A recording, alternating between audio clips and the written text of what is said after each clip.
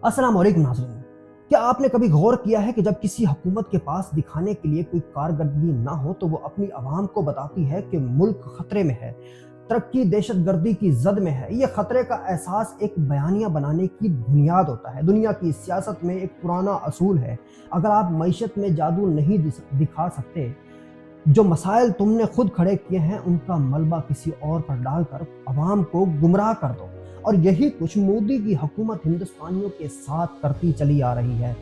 हालात व वाक़ियात ऐसे पेश किए जाते हैं जो बज़ाहिर अचानक पेश आते हैं, मगर आप इन्हें जोड़ते हैं तो एक मुकम्मल तस्वीर सामने आती है। एक ऐसा पैटर्न सामने आता है जो बार बार खुद को दोहरा रहा है। ये कहानी शुरू होती है 2019 से, जब खित्ता एक अचानक कशीदगी की लपेट में आया। एक हमला हुआ, इसके बाद जवाबी कार्रवाई हुई, फिर एक ऐसा लम्हा आया जिसने पूरे खेल का रुख मोड़ दिया। पाकिस्तान ने एक इंडियन पायलट अभिनंदन को गिरफ्तार किया।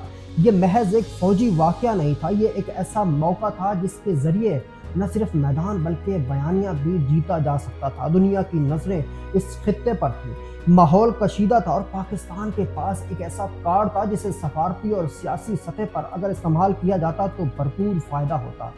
लेकिन इसी मकाम पर एक फैसला लिया गया, एक ऐसा फैसला जो आज तक बहस का हिस्सा है। उस वक्त के वजीर आज़म इमरान खान ने पायलट को फौरी तौर पर वापस करने का ऐलान किया। सरकारी सतह पर इसे अमन का पैगाम कहा गया, कशीदगी कम करने की कोशिश कहा गया और बज़ाहिर ये एक जिम्मेदार रियासत का रवैया था। लेकिन सियासत सिर्फ नीयत से नहीं चलती, सियासत तासुर से चलती है। इबहाम पैदा करने पड़ते हैं, अपने वजूद को अपने से बड़ा दिखाना पड़ता है, और ये सब बर वक्त किए गए सही फैसलों से ही मुमकिन है। लेकिन पाकिस्तान ने जो कदम अमन के लिए उठाया, वही कदम भारत के अंदर एक मुख्तलिफ अंदाज में पेश किया गया। वहां इसे एक कामयाबी के तौर पर दिखाया गया, हिंदुस्तान के वजूद को ड्रोने ख्वाब की तरह पेश किया गया।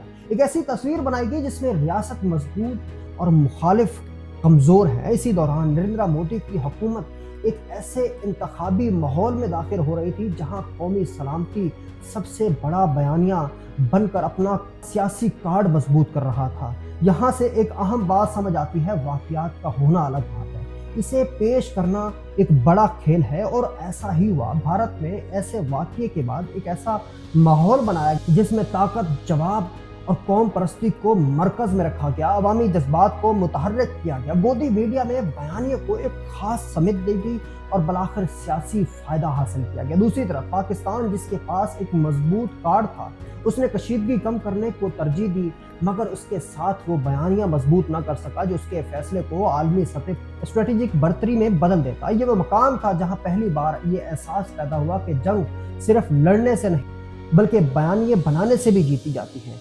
वक्त गुजरा, हालात बदले, मगर पैटर्न खत्म नहीं हुआ। एक और वाकया सामने आया, पहलगाम का वाकया। हमला हुआ, 26 लोग मारे गए और एक बार फिर वही सवालात उठे। हमलावर आए, कार्रवाई की और फिर गायब हो गए।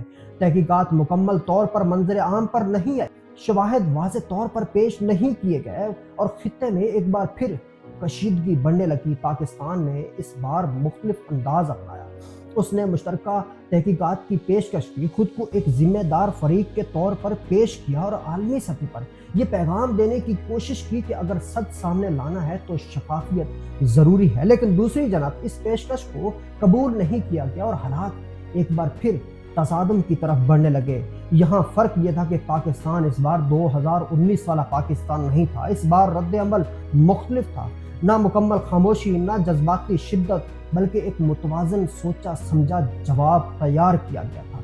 एक ऐसा जवाब जिसमें ताकत भी नजर आए और कंट्रोल भी बरकरार रहे। ये वो मकाम था जहां पाकिस्तान ने अपने माजी से सीखा हुआ सबक इस्तेमाल किया।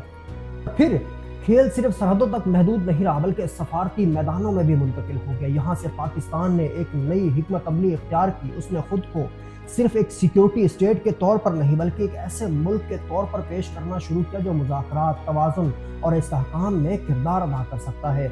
मौजूदा क़यादत में ये तब्दीली वाज़े नज़र आती है। आलमी सतह पर रवाबत बढ़े, मुख्तलिफ ममालिक के साथ ताउन में इजाफा हुआ।